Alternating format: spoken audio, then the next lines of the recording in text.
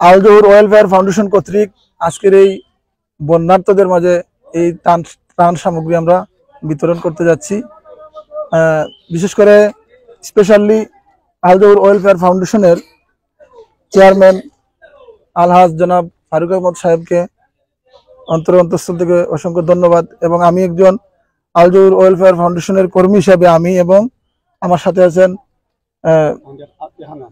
মাওলানা কামাল উদ্দিন জুলহাস হুজুর, আমরা দুইজন এবং যারা ভলান্টিয়ার আছেন সবার সহযোগিতায় আমরা মালামালগুলো এখানে নিয়ে আসছি। এই মুহূর্তে ডিস্ট্রিবিউশন শুরু করবো ইনশাল্লাহ।